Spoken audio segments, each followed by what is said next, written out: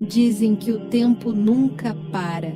Ele não espera pedidos, não ouve arrependimentos, não se curva diante de promessas.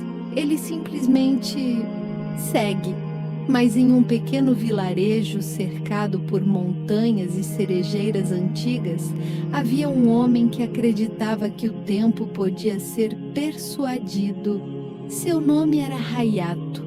Todas as manhãs, antes mesmo que o sol tocasse os telhados de madeira com sua luz dourada, ele já estava desperto. A névoa ainda dançava sobre os trilhos da estação e o vilarejo respirava lentamente como se o mundo ainda não tivesse decidido começar.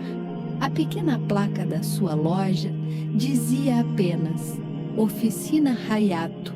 Dentro, dezenas de relógios marcavam horas diferentes. Relógios de parede, de bolso, de mesa, cada um com um som próprio. Tic-tac, tic-tac.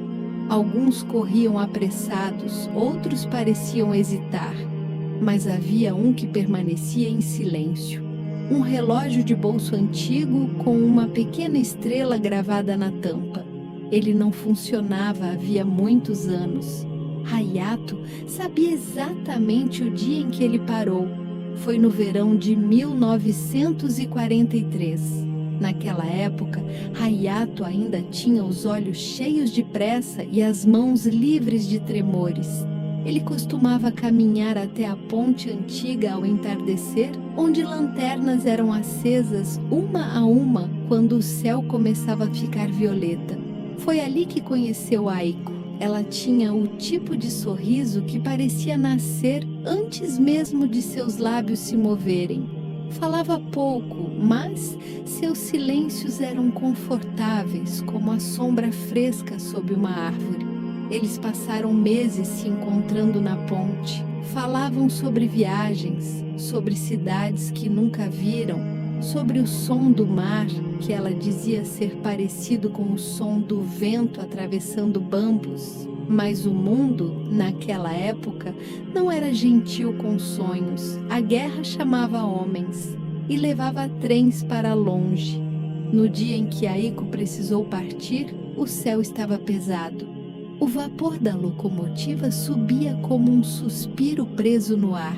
A estação estava cheia, mas o tempo parecia isolado apenas para eles dois. Ela segurava um relógio de bolso, pequeno, elegante, com uma estrela gravada. "Espere por mim", ela disse, colocando o relógio nas mãos dele. "Quando ele marcar nosso reencontro, eu voltarei." Hayato sorriu, não porque acreditasse na magia do objeto, mas porque acreditava nela. A porta do trem se fechou, o apito ecoou, o vapor engoliu a visão, e naquele instante o relógio parou. Hayato não percebeu de imediato. Dias depois ouviu rumores. O trem que levava Aiko jamais chegou ao destino. Um acidente, trilhos danificados, fumaça na montanha. Nunca houve lista oficial de sobreviventes. Nunca houve corpo, apenas silêncio. Hayato esperou no banco da estação durante meses. Depois anos. As cerejeiras floresciam e perdiam suas pétalas repetidamente. Invernos cobriam o vilarejo de branco. Primaveras traziam cores que pareciam zombar da ausência. Mas o relógio nunca voltou a funcionar. E Hayato nunca deixou de tentar. Ele consertava o tempo dos outros, ajustava engrenagens minúsculas, restaurava ponteiros quebrados, devolvia horas a quem achava que as havia perdido. Mas à noite, quando a loja ficava vazia, ele abria o relógio de estrela e tentava consertar o impossível, até que, muitos anos depois, numa noite de vento suave, o sino da porta tocou sem que ninguém empurrasse. Um homem entrou, kimono escuro, passos silenciosos, olhos que pareciam ter visto muitas estações passarem. Ele caminhou entre os relógios como quem visita velhos conhecidos. Parou diante do relógio de estrela. Esse não marca horas comuns, disse calmamente. Hayato ergueu os olhos. Ele parou no dia em que ela partiu. O estranho segurou o objeto nas mãos. Por um momento, todos os outros relógios pareceram silenciar. O ar ficou mais denso. Então, um som metálico suave ecoou. Tic! Hayato congelou. Tac! O relógio começou a funcionar. As engrenagens giravam com naturalidade, como se nunca tivessem parado. Como... Hayato sussurrou. O homem não respondeu imediatamente. Caminhou até a porta e observou a lua refletida nos trilhos da estação. Alguns relógios não param por defeito, disse ele. Param por escolha.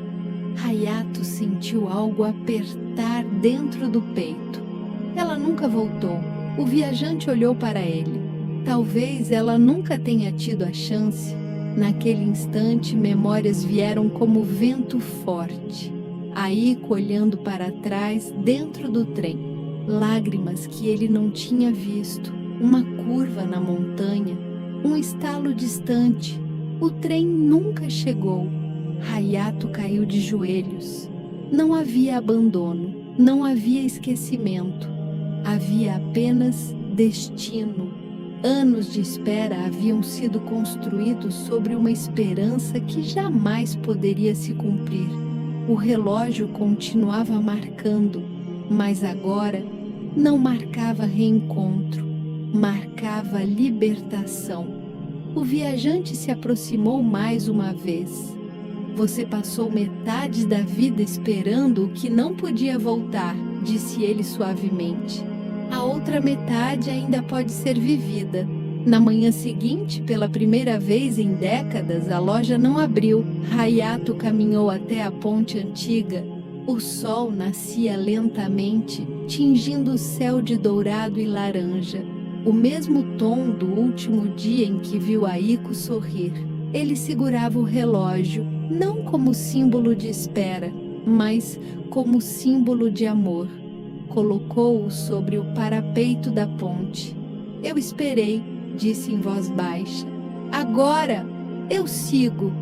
O vento soprou. Pétalas de cerejeira dançaram no ar. Quando Hayato se afastou, o relógio brilhou suavemente sob a luz do amanhecer e desapareceu. Na estação, naquela mesma manhã, um viajante caminhava em direção aos trilhos. No bolso de seu kimono escuro, um relógio marcava o tempo com precisão perfeita. Uma pequena estrela brilhava na tampa. Dizem que o tempo não volta, mas às vezes ele passa por nós mais de uma vez, não para mudar o que aconteceu, mas para nos ensinar quando é hora de continuar. E naquele vilarejo, onde as cerejeiras ainda florescem todos os anos, há quem diga que, se você esperar no banco da estação ao entardecer, pode ouvir um relógio marcando mais alto que os outros. Tic-tac, como se o próprio tempo estivesse lembrando: promessas não mantidas não são correntes, são pontes, e pontes existem para serem atravessadas.